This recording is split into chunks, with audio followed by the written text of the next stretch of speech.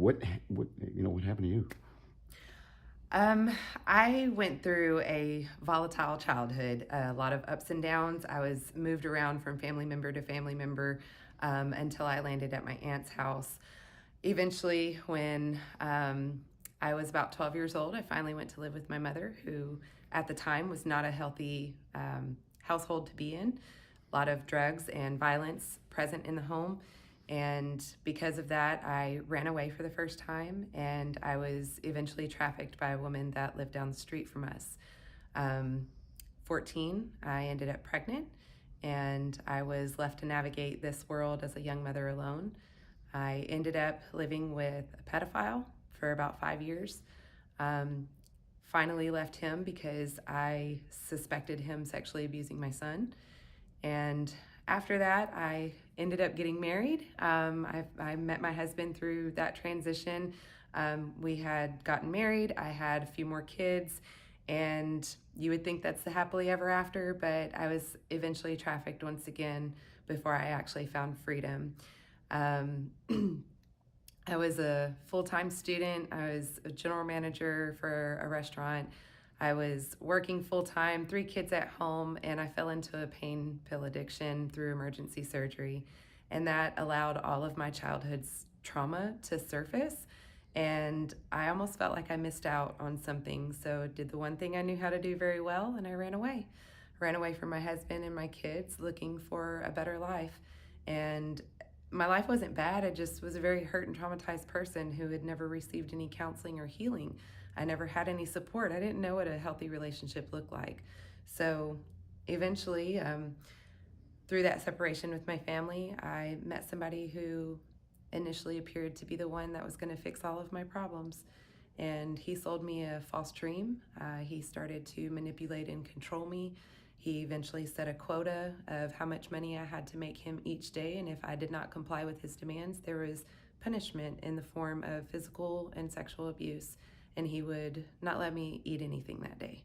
So I tried to get away, but he threatened my 5-year-old daughter and threatened to do the same thing to her. So I went back. And after I did, my husband found out where I was, called the police, and I was recovered by DPS in 2016. Through that recovery at a hotel, when I was recovered, they determined at the hospital I had several broken ribs. I was traumatized severely, lots of issues. My healing journey afterwards was probably harder than surviving what I went through. I experienced trauma bond, or Stockholm syndrome is what most people know it as. It's like I had this weird feeling from inside that I had to be loyal to this person no matter the detriment to myself. It was very confusing mentally and emotionally, and I did not know how to deal with it. My husband did. My husband ended up keeping me safe, and I eventually got to come home, and I hid in my house for almost a year. I would not look out the window. I wouldn't even go outside. I was extremely traumatized by what I had been through, and I didn't even know there was a word to call what I had been through. I didn't know that trafficking was a thing. I didn't know what that really meant.